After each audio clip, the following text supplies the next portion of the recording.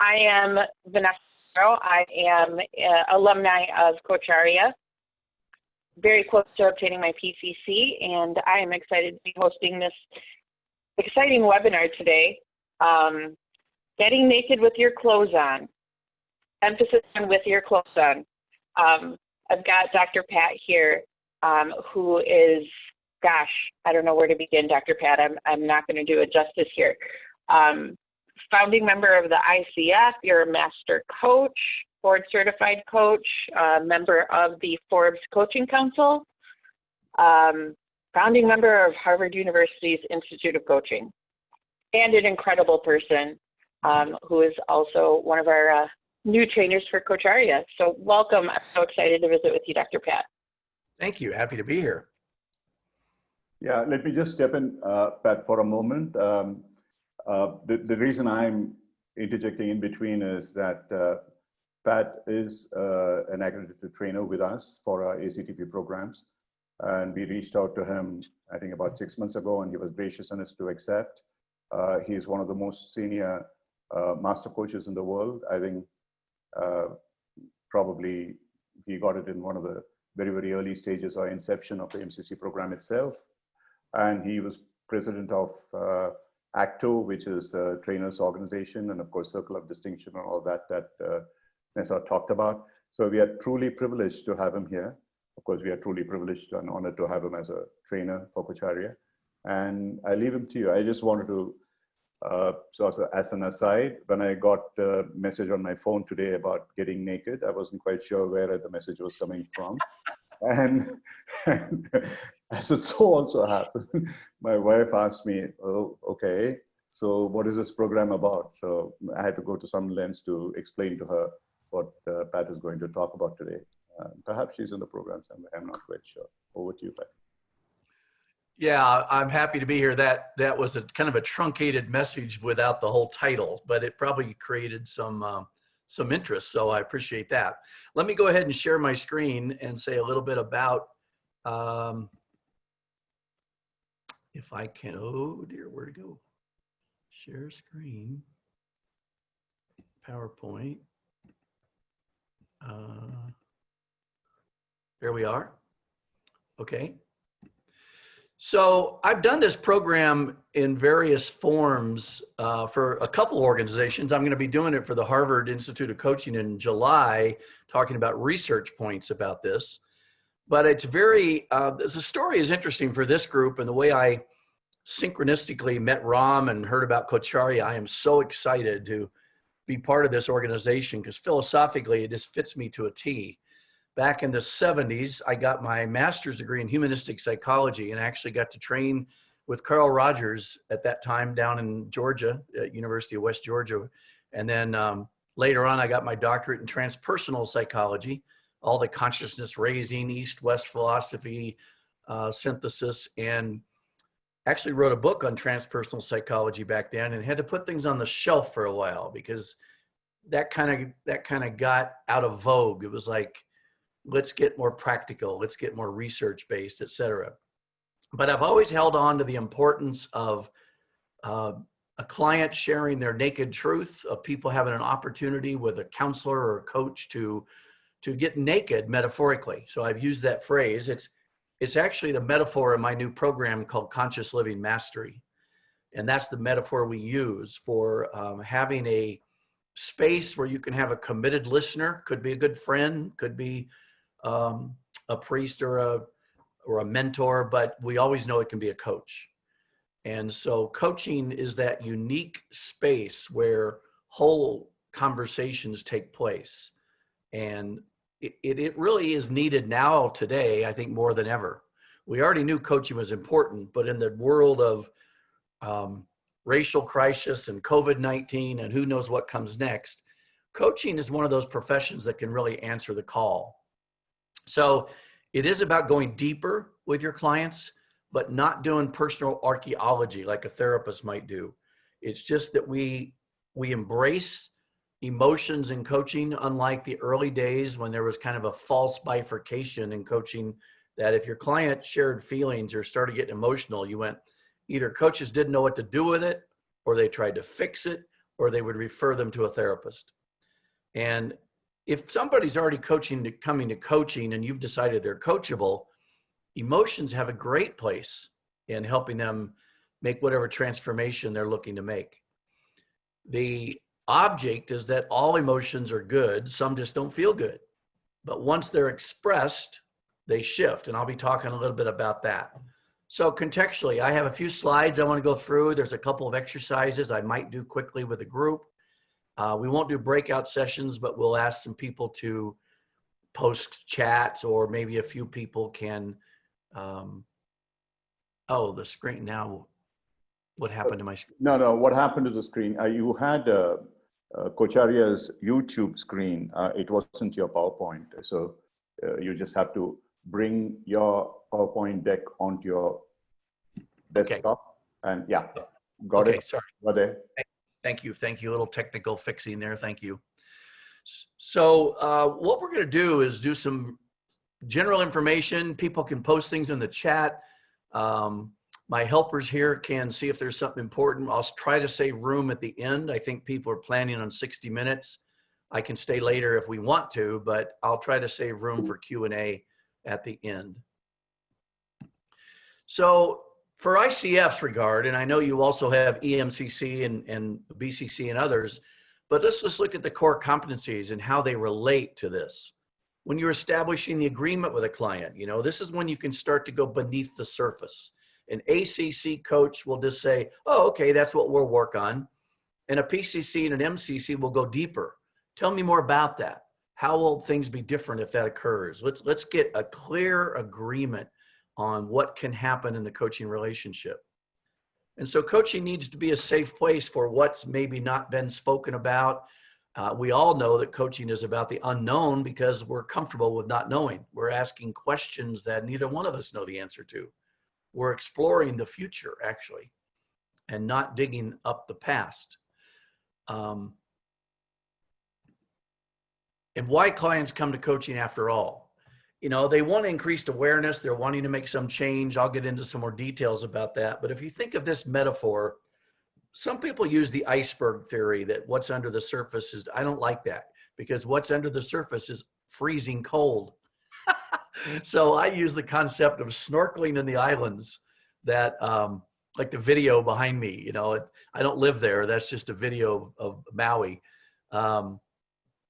If you've ever been snorkeling, you can swim in the ocean and you can swim in the coves of the Caribbean. But once you snorkel, you see the beauty that's under the surface. And you might also see some danger, like sea anemones and maybe a big fish will come up that might scare you. If you scuba dive, you can go even deeper. And I've been as deep as 110 feet in shipwrecks, et cetera. That's a little nerve-wracking, and always glad I was with a partner or a coach. We don't do that in coaching. We don't scuba dive. We just help them look under the surface, just under the surface. What's not being expressed, noticed, seen, to increase the client's awareness. And then if you think about Coacharya as an organization, why do learners come to training? Why are people coming to be coaches? Most of them are already natural helpers or confidants. They've been good listeners. Someone listened to their wants and desires, and so they said, well, heck, I want to be a coach. And that's how we have 44,000 ICF coaches or whatever it is today plus. But where do emotions fit in our training? The new competencies, and I'll say more about this, but they actually use the word emotions 9 times, both the emotions of the client, but also the emotions of the coach. For a coach to be aware of what's their emotional hook, or what do they bring to the moment that may prevent them from being totally present. And so I use the term compassionate curiosity as the best method for understanding uniquenesses, if that's a word. I make up words a lot, so that's done on purpose. And I think in today's quest for coaching to become embracing diversity and uniqueness and differences better, curiosity is the glue that will help. I can be non-judgmental and curious, and I've spoken on 6 continents. I can always say, if I say anything that's comes off as offensive or doesn't land well or is not understood, please know that's not my intention, and educate me. So there's curiosity goes a long way. It's a nice neutral term for wondering. And then the ones that come to training, when getting to know our students is part of the stand we take. What are some ways you can get to know more your colleagues at Coacharya or the clients you get? How can you really get to know them? Would you want them to write an essay about their life? I have people write a life story and they can do whatever they want. I've had 40 pages of butcher paper with a timeline on it, stories of different ages and stages. I've had poems, I've had narratives, I've had bullet points. It's an interesting way that all my clients share who they're bringing to the conversation. And I don't have to go into the past in depth. It's just kind of like a Cliff Notes version or a summary version.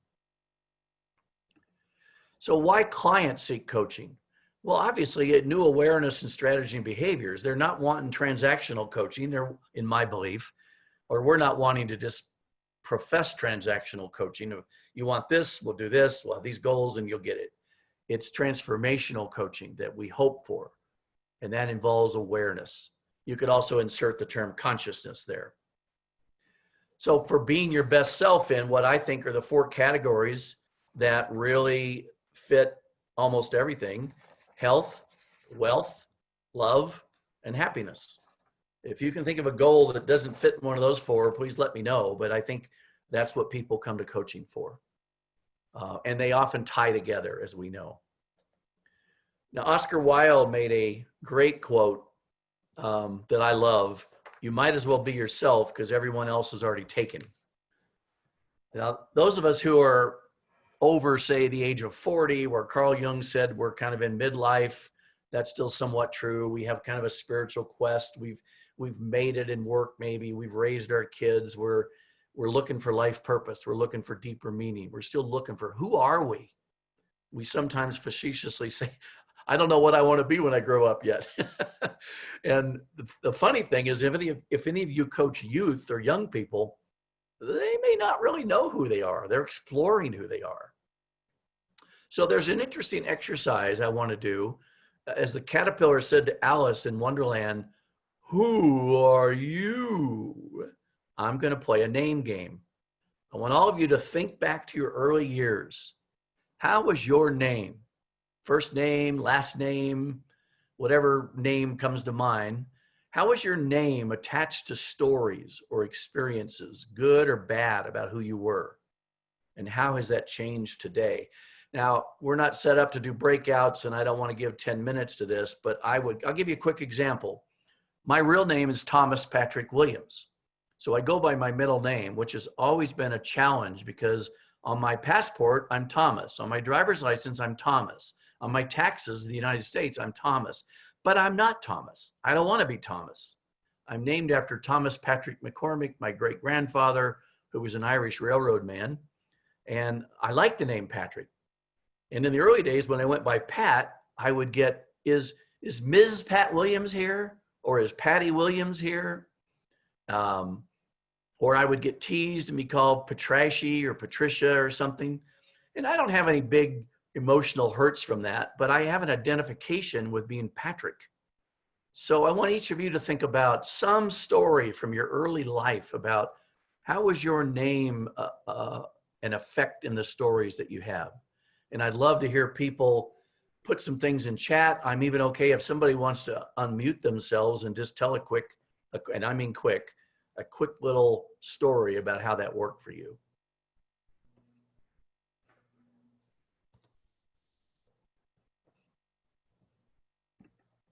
So is there any comments that people have? If we can do it in chat, Nisa, you can look at it, or I can look at it, or Ram. Yeah, we're looking at it, yeah. Leah Black said, Princess Leah, always. Of course. Well, that's not so bad. So you can see the chat. I can, yeah. There's Mindy says Mork and Mindy TV show, yeah, with Robin Williams' first efforts. Yeah, Komal says she didn't like her name because it was too difficult for anyone to pronounce it. Yeah. Got my name from my grandmother, Helen of Troy. Oh, I love this. So the point of this exercise, and you can do this in more depth, you can even journal about it, is are there any emotions tied to the name that you were called? Or maybe for the women who got married and changed their name, what's it like to have a different last name? What's it like to be somebody else? It's like a stage name almost of a famous person. Is that who you are, or is that who you were? Some people have picked a nickname and they become that. So this is a good way to kind of get to know your client a little bit. It's a fun story. It's pretty non-detached. You still want to receive? Yeah. So we'll probably have a recording of all these comments in chat. So that'll be good to take a look at. All right, let me go back to my share screen.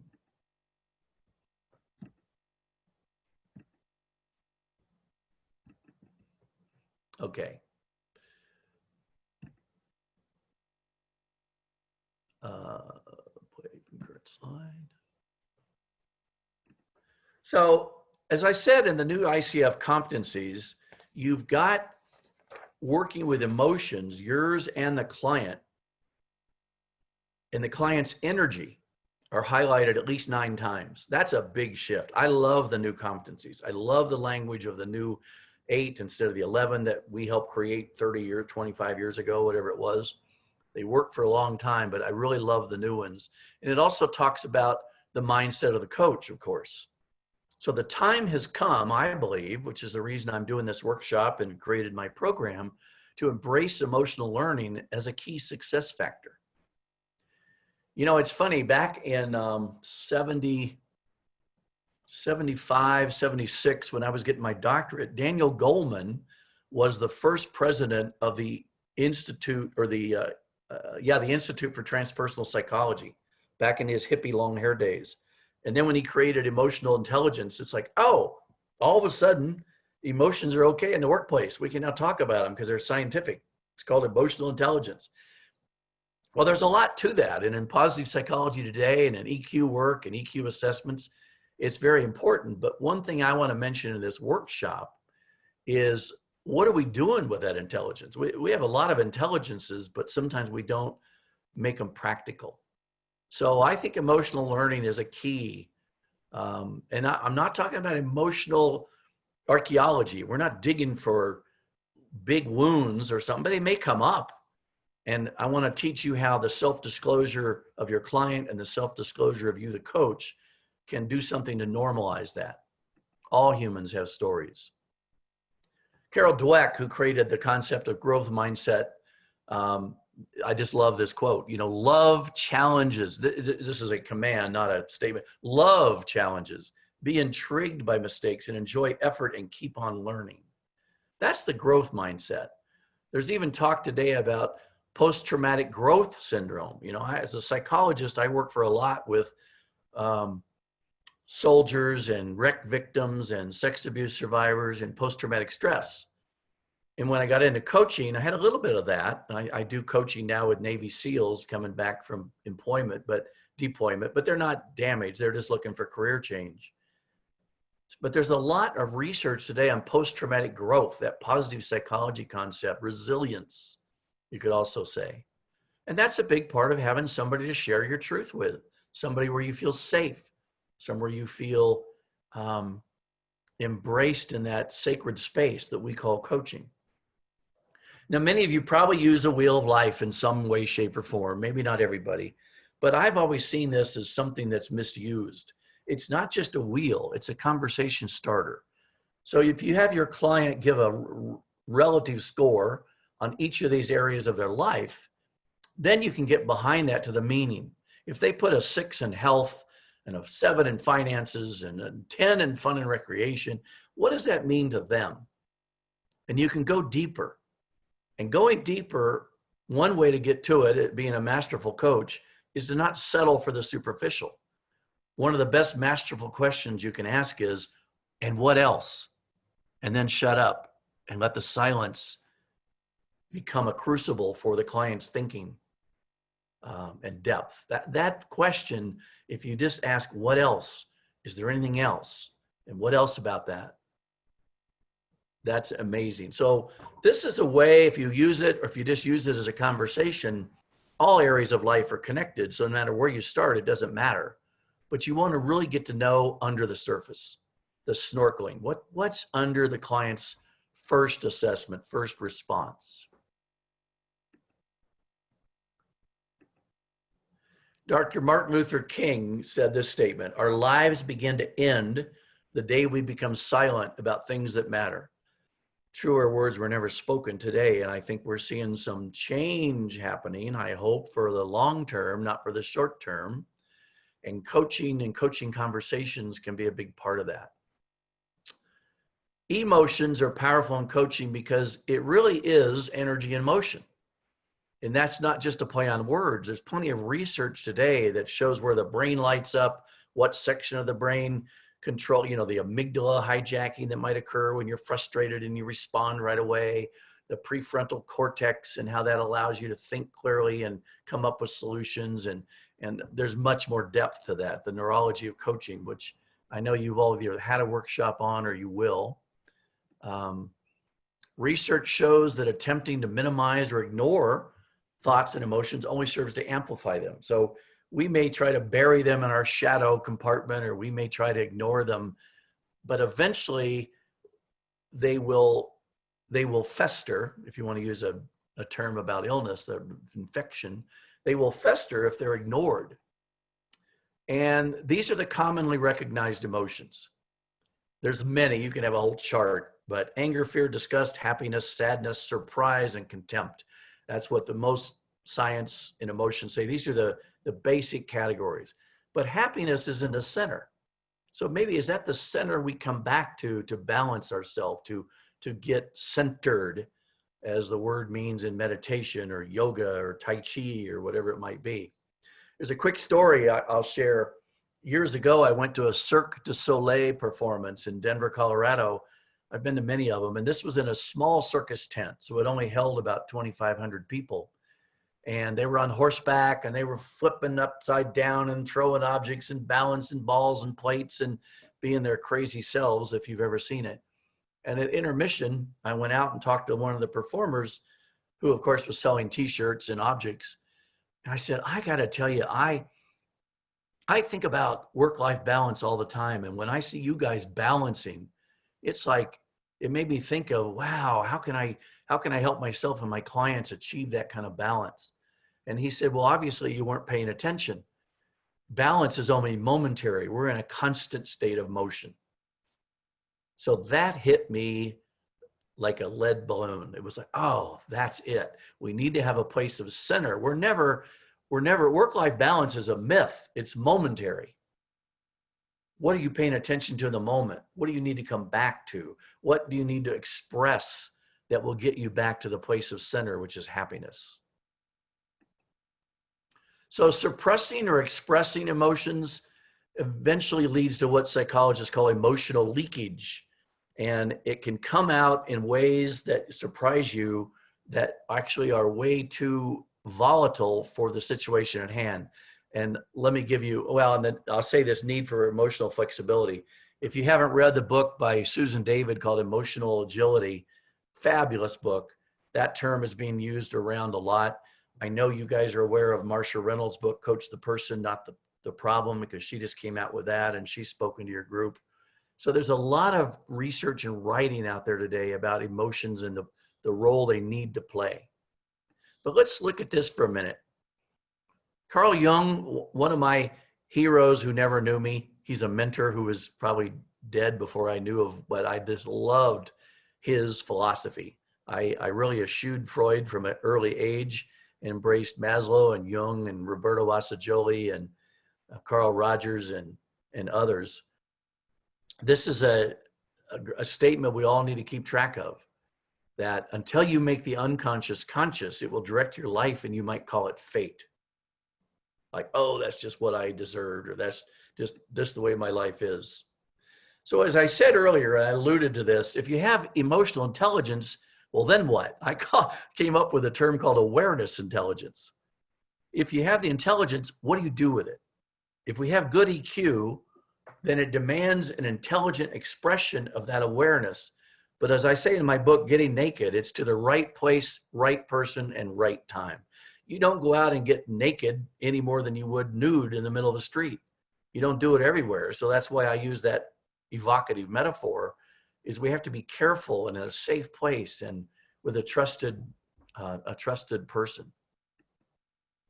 I don't know if any of you around the world have ever seen this game called Barrel of Monkeys. I actually have it on my desk, but it was a game I used in child psychology at a young age, and my kids loved it. Inside the barrel is all these plastic monkeys, and you try to see how many you can hook arm in arm and play a little game of who can get the most. But I also think analogously, that's what emotions are like that are unexpressed. Imagine if you have a conversation with your significant other or your friend or a family member, and they ask you to do something, and all of a sudden you blow up, and it's just way more expression that called for the situation. Well, you had a lot of little monkeys attached to the one that just occurred. So we try to nip them in the bud, to use a metaphor, and those are triggers. So when you learn, and your clients learn, to recognize emotions in a moment or soon thereafter, you can avoid amygdala hijacking. When your amygdala blows up and you respond, react. Or you can repair it, say, oh, I'm sorry, let me take that back. Let me rephrase that. And you calm down and you communicate in a new way instead of a reactive way, in a responsive way, which alludes to choice. To create personal decompression routines. What can you do to decompress from something that was newly stressful? This being sequestered and quarantined for so long, and I know in India it's hit you all really hard. At least I can get out and walk my dog and play golf by myself and get out in nature, but I can't go see my daughter and grandkids. One of them has type 1 diabetes. It's risky. I can't go to restaurants and do FAC or, cocktail hour with friends. And I know those are minor, but so what's a personal decompression routine? How do you walk in nature and soothe your soul? Do you meditate? Do you listen to music? What helps you change from one mental state to another? So to decompress, almost like in scuba diving, if somebody comes up too fast and they get the bends, they have to get in a decompression chamber. Well, that's metaphorically is kind of what we're trying to do when something has overwhelmed us emotionally. And self-reflection with an honesty check-in called Clear the Decks. Who can you share with what's really going on with you that you just need to share? You don't need it fixed, right? You just need to clear the decks. Oftentimes as helpers, people want to think, oh, I have to fix this problem. No, you don't. And as a coach, you can say, would you like some coaching on that, or do you just want me to hear you? And often that's enough. There's a meditation I do, or a guided imagery I do with clients. I won't have time to do it here, but maybe we can teach it sometime in the future. It's a little 5-7 minute thing called Personal Place of Security. And I have people go to their most favorite place in the world. It could be a beach, mountains, or rivers, or whatever. And then with all the senses of hearing and sensing and feeling and seeing, make it someplace they can go back to in an instant. So if something comes up, you can in an instant just go to that place mentally. And it's a lot longer than that, but some of you may have that kind of concept already. Okay. So Emerson said, a friend is one before whom I may think out loud. I think that's a lot of what we do in coaching. Coaching is a place where people can think what they've not thought, say what they've not said, and dream out loud in the presence of a committed, trusting listener. Now, you might have friends that can do that too, and maybe your spouse or significant other. If so, give them a big hug and thank them for being that way. Many people don't. And so at least in coaching, we want that environment to be available to people. It is a place where you can be more real with an objective listener who you don't live with or work with. I use the concept of becoming real. I don't know if any of you on here, probably some of you have read The Velveteen Rabbit, a famous English book by Marjorie Williams that I read to my kids when they were young, and then I found out it actually means a lot about living our best life. It's a story about a rabbit who was so well worn that his eyeballs started falling out, his buttons, and his fur was roughed up. And when the kid got all his new mechanical toys for Christmas, the rabbit went in the closet with the old used toys to be sent to the trash heap. The robots, though, weren't warm and cuddly. And when the boy got sick, he wanted his rabbit. And that's when the rabbit became real. His coach, the the horse, the rocking horse, told him, now you can become real. So metaphorically, it's like this. Most coaches have a life well lived. We're coaches because we've lived a life, we've learned some things, and we want to help other people on the path toward greatness, toward their betterment. But we have to be aware of our rough edges. Now, Carl Rogers said, the curious paradox is that when I accept myself just as I am, then I can change. You don't change who you are, but you might change your behaviors, your responses to situations. I think that's a great quote. So how will you create more naked talk in your coaching, in your relationships?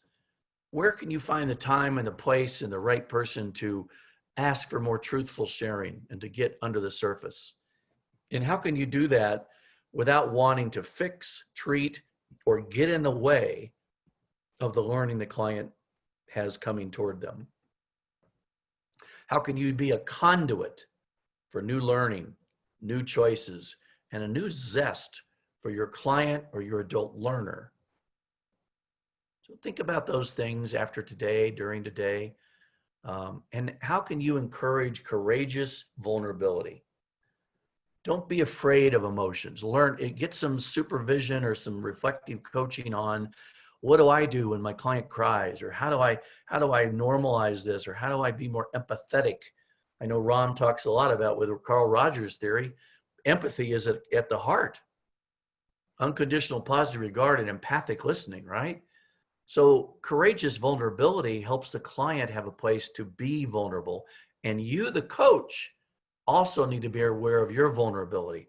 What's going on in your life that you might need to share with somebody, and maybe share just enough with your client that you might say, well, I can't say I know how you feel, but I lost my wife 3 years ago too, and I know how impactful that was. Maybe that's all you need to share. Not the whole story, just the fact that you have a human experience that's similar. In humanistic psychology and how I was trained, and what's showing up now a lot in coaching, is to bring the persona, or not the persona, but the person of the coach, to bring the coach into the conversation, to actually be that, what's the word I'm looking for? It'll come to me, but to be yourself enough that you don't seem like just a object that's listening, or a robot, but a real person. Oh yeah, it's just self. Bring yourself to coaching. We all hide stuff. Research shows that attempting to minimize or ignores amplifies them, as I said earlier. We all have things happen to us. Life happens. And energy drainers, which is a concept we use a lot in coaching with clients, like what's on your list of energy drainers that keep you from being as vital as you want to? They can be big or small. It could be that pile of laundry you keep wanting to take to the cleaners, or the car that needs to be fixed, or that hard conversation you need to have with your significant other or in-law. But if they're persistent, they need some different strategy. And we wear masks sometimes, but do we know we're wearing one? You're really not being inauthentic if you know you're wearing a mask. If you have to go to the corporate Christmas party and you know what's going to happen with the guy that gets drunk every year, or just know that you're wearing a mask, and it's like you're standing outside yourself, watching yourself at this event. But if you don't know you're wearing it, then you're living falsely. Your shadow, don't leave home without it. There's a lot in my program and in my writings about the shadow. It's not all bad. There's a lot of things in the shadow that just need to have the light shined on them.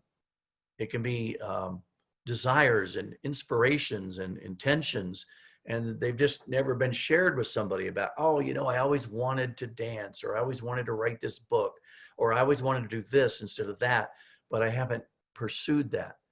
So if the light shined on it in coaching and the emotions that come with it, there's some great transformation that can take place. The shadow doesn't hold only these super dark things under lock and key. And you might even be able to help with making some of those have less effective energy. So be, do, have. This is a pyramid I use, or a triangle I use a lot. Most coaches in the beginning, most clients will come, they want to have something different. They want to do something different. or they want to have less of something or do less of something. But eventually we get to the being of the client, and the being of the coach also needs to come out. That's called the ontological methodology. And now in today's ICF competencies, the being of the coach is super important. So keep that in mind as we want to eventually get away from the horizontal line at the bottom and get to the being of that. So going deeper in coaching, transforming clients' lives with transformational coaching, we hold the mirror to ourselves. Are we being really present with our clients? Is there something that we need to talk about in supervision or with a mentor coach or self-reflective practice, and just say, how can I become present? I used the analogy a while ago. My wife actually did die almost 3 years ago, surprisingly and quickly. And I took a month off from coaching, but some of the clients and students I train and mentor heard about it. And it actually helped me to get back into coaching and back into mentoring. But I also had to share enough that I wasn't ignoring the big change in my life. And it turned out to be a good reflective conversation for other students who had had losses in their life. And we didn't have to get into the depth conversation, but it normalized the human of unchosen change versus chosen change. If you choose to move to a new place or you choose to start a new career, that's chosen change. But if somebody dies or you get an illness or you lose a job, that's unchosen change. Eventually, it all has to be chosen. Eventually, you have to accept it, even though you wouldn't have wanted it. So Pennebaker is somebody, I'll go into this kind of quickly. We want to save time. There's a man named Pennebaker who did research on expressing meaningfully. And he found out that people who were severely depressed, who engage in expressive writing, feel happier and less negative than before the writing. And then the reports of their symptoms, rumination, and general anxiety tend to drop weeks and months after writing about emotional upheavals. The group who didn't write continue to have a higher degree of depressive symptoms and anxiety. So imagine you might assign your clients to keep a journal, but even if not, if you share that verbally with a trusted listener, it might even be more healing. And the research is starting to show that that's true. So the wisdom of the body, I want to get into this because I know some of you know about this, but this is really a place I focus these days. When you're emotionally challenged, overwhelmed, embarrassed, depleted, in fact, I use the word depleted more than depressed because 90% of the time that fits better. Are you depleted or depressed? That's a question to think about from time to time. What would gain that energy back? Or maybe they're confused or at a loss. What happens? We go to our heads. We think. We come up with ideas. We ruminate. And even in coaching, we might help come up with new thoughts and new strategies. But today's research talks about the wisdom of the gut. And when I say research, I mean neuroscience. That there are neurocells in our gut. And the sense of intuition, the sense of when you say, I have this gut feeling, well, you can often trust that because you do have neurocells connected to your brain in the gut. But the more recent research, the wisdom of the heart, with the concept of the Heart Math Institute, the work of Greg Braden, Joe Dispenza, many other people, the research is showing that in the heart, there are 40,000 neurites, that there are more communication between the heart and the brain than there are between the brain and the heart. So we're going to try something here right at this moment, and then I'd love people to respond in the chat. Imagine a challenge that you're up to right now, something that's really bothering you, or what Fritz Perls would call unfinished business, something you're ruminating about, a challenge that's facing you. Think about it. And think about how is it affecting you and what are you thinking of doing and what are the thoughts that you're having that you should do or want to do or what's in the way. So just take a few seconds with all the thoughts about this challenge that you're facing.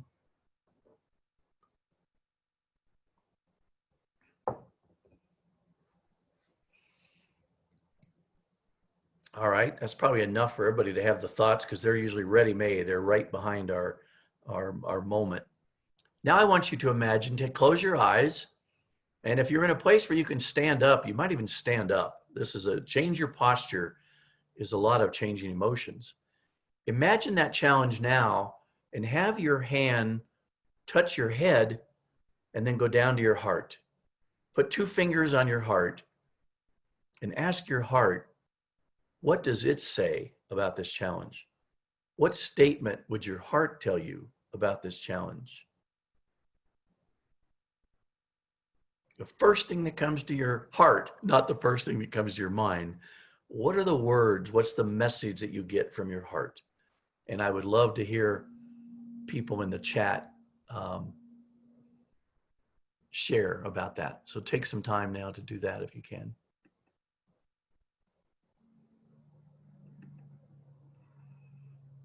See, I see signs like just go for it. Don't be scared. Start with confidence. Trust yourself. My heart says you're meant to do this. Enjoy the moment. Do the best. Give all. Okay, so here's the point, and you can continue to read those. Every one of those are short, punctuated statements. Your heart message is not going to be long and loquacious and with erudite language. It's going to be to the point, like get over it, get going, trust yourself. So look at all those statements, and almost every one of them is a real quick, brief statement. The heart doesn't have to deal with logic. The message from the heart is quick and to the point, and it can often lead to a great transformation. So I hope you enjoy taking that with you. I teach another class on the magic of metaphors in coaching, and facetiously, I call it Metaphors Be With You, or the Star Wars May the Force Be With You joke. But if you listen for metaphors in clients, they'll give it to you most of the time. Like say, oh, I'm just really feeling stuck, or I'm really feeling like I'm just out of control in this river raft and I fell out. I mean, they'll give you something. That's direct. Or you can ask for it. Or you can listen to them and say, you know, I keep getting this image of you being stuck in a snowdrift and you're calling for help and don't know what to do. Or whatever comes to mind. And your client will say, oh, that's it exactly.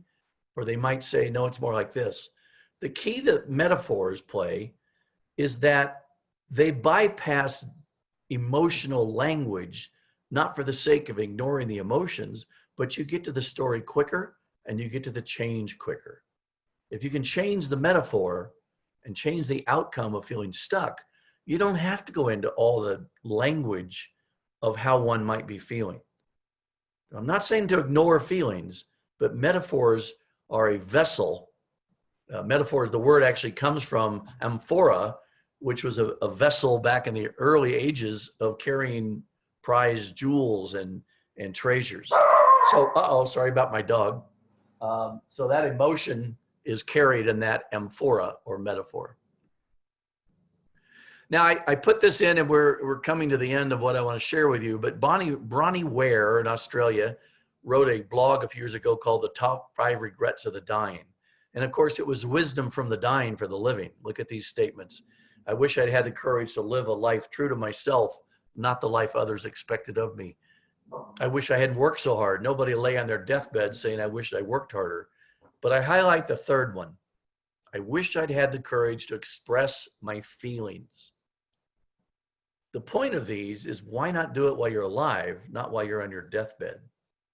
I wish I'd had stayed in touch with my friends. And lastly, I wish that I had let myself be happier.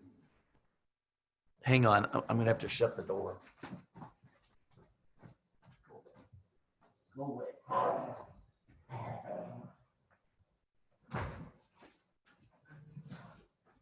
Sorry about that. We have somebody coming to spread the yard and I have to keep my dog in the house.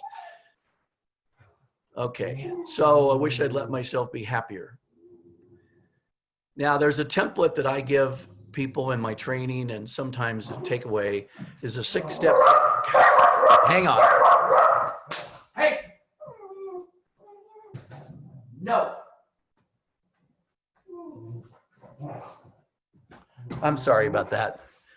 That'll be bad. No worries, Dr. Pat. The Coacharya crowd is very animal friendly, so not a good. problem. Well, I sometimes get coaching from my dog, so I'll just listen to him. So a 6-step process, if you think of a situation that happened in your life, something that wounded you or something that's still stuck with you, recall it. Recall the event, recall the time of your life. Reflect on it. Who was there? What happened? What are your memories of that event? And then reveal it to self. Write about it, like Pennebecker said. Write it down. Reveal it to you, like you're composing the story. Remember it. But here's the key to when you can get naked emotionally. Reveal it to another. Who do you know that you can share this with just for them to listen to? Even if you say, hey, I got this assignment from Dr. Pat. But if you can say, I have something I need to share and I'd like you just to listen to it. And after you've done that, and you may not need any coaching or challenge, you might come up with strategies, but then you get to reboot your life like a computer. You reboot the energy and then restart your life. So then that memory becomes just a memory. It doesn't become like an event that you're still living with. It doesn't have the same energy. So what if, both in your organization and with your clients or wherever you work, what if you taught people that said, when I say, hi, how are you? I really want to know the answer. Most of us say, hi, how are you? Oh, fine. Keep on walking. There's an article I wrote for Forbes magazine, Forbes Coaching Council, that the new CEO of Goldman Sachs wanted his managers to be more transparent. And he wanted them to teach that if people came to work and you said, how are you? You wanted to really know. Not the depth of the story, but just enough. So the person may say, hi, how are you today? Oh, glad you asked. Got a sleepless night. I found out my 16-year-old daughter told me she's pregnant. Oh my God. Well, if there's anything I can do to support you, let me know. You don't have to go into the whole story. You just need to have that human to human connection that I get it. And that the person shared enough where they might feel that they don't have to put on their mask all day. It's something that's bothering them, but you don't have to fix the problem. You just need to be authentic in your hearing and allowing it to be there. Can we create a culture of compassionate and caring curiosity in our schools? Now, I mean training schools, but actually everywhere. You can look at my new online course, Conscious Living Mastery, at that www.consciouslivingmastery.com. That's my website. And now I leave time for questions. Good, we have time left. Yeah. So if anybody wants to unmute themselves or make comments in chat. If there's anybody who wants to really come to the panel, we can do that. Otherwise, we can present their views from the chat. But Pat, before that, I just wanted to say it was truly amazing. Many people have said the same thing on the chat box.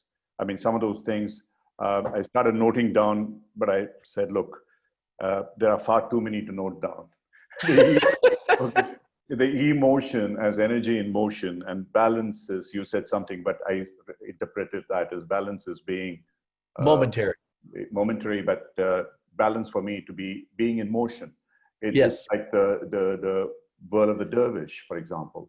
The most beautiful example of, because I used to practice it at one time as a meditation, and it's extraordinarily powerful. So it's truly amazing. And what we would like to do is to, of course, get your program, online program as part of a Coacharya offering as well as one of these days. And what comes to my mind is you and I should run a program at Esalen if it's possible. We should try and do that because your reference to Fritz Perls and various other people. Well, it's funny. I went to Esalen back when I was 19 and saw Virginia Satir and some of those people. And then I went when I was 55 or something. I'm 70 now. And I remember they said, you all remember back in the 60s when you came here and everybody was running around naked and getting in the hot tubs? And yeah. And they said, well, we don't want you to do that now. You don't look the same. Yeah, but they still do. I know. Yeah, I know. But it's an amazing place. Let me see if there are any questions here. I don't see any questions. But a couple of things that thank you. That was fantastic. Could you give some examples of how you got naked with your client during sessions? Yeah, I think you sense, I coach mostly by phone, to tell you the truth. I only use Zoom for teaching and for groups. I can pick up on a client's shift in their voice or their breathing or their energy. And I think the simplest way is to say some evocative question that's quick, like, what else about that? And just shut up. Just let the silence cause the client to simmer. It's like a cooking metaphor. It's simmering. And then, of course, metaphors is a way for them to really reveal. But I might share a story about, I'm hearing a sense in your voice about fear, or am I right about that? What is a feeling word you have? And if I'm wrong, then they'll correct me and we can go from there. Don't tell them what to think, and don't try to assuage the emotions, but instead say, tell me more what's going on. In fact, I'll use, where in your body do you feel that? Not just the heart, but where in your body do you feel that? I actually hate the question, how do you feel? I like to ask my client, how are you experiencing that? Because it's much broader. Yeah, absolutely. Dr. Patrick, Yeah, Vanessa. I have a couple quick questions here. What has been your most often used questions to get a client to be naked? I truly think it's the what else, or what are you experiencing right now under the surface, something like that I give them permission to like pull back the curtain. It varies, but you have to, you don't want to take the surface. You don't want to take the superficial comment. There's always more. So not the transactional, like, oh, you want this, we can do that, now you can do this. It's like, what's behind that? Who do you need to be for this to occur, maybe? Or what's standing in your way? Anything that gets beneath the surface. And then listen for the nuance of energy. Mm-hmm. We've got another one from Paris here. Yeah, go ahead. Oh, I'm sorry. I didn't want to cut you off. There was a question regarding sharing some of the ways that you facilitate metaphors with clients. Say that again. If you could share some ways on how to facilitate metaphors with clients. Well, you just play with it. If you hear the client hand you a metaphor, like, I'm just feeling stuck, and I'm trained in a technique called clean language, you just say, tell me more about stuck, or tell me more about dizzy, or tell me more about lost. Whatever they come up with, those are metaphors, right? And you say, what kind of lost is that? How, describe it to me. I had a client yesterday who said, I want to get the ball rolling. And so when I was coaching her as a demonstration, I said, well, tell me about the ball. What size is the ball? And how is it rolling? What would happen if it rolled faster?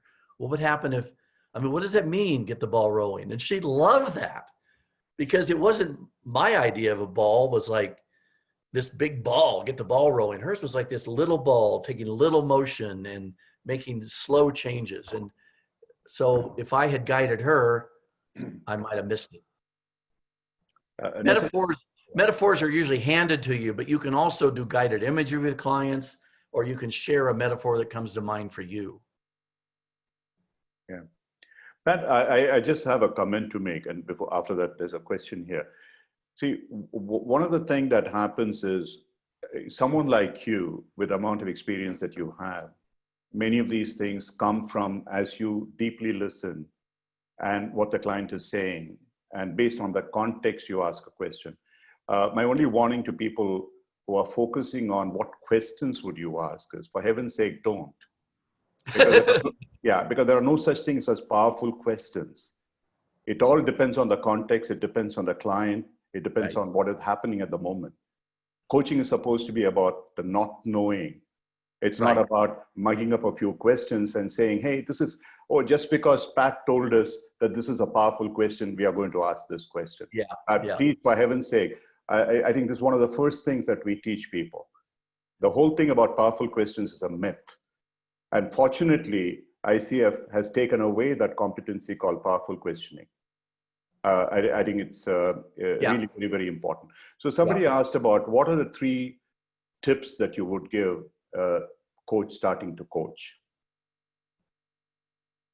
Oh, just 3 tips for starting to coach? Yeah, as a learner. Oh boy.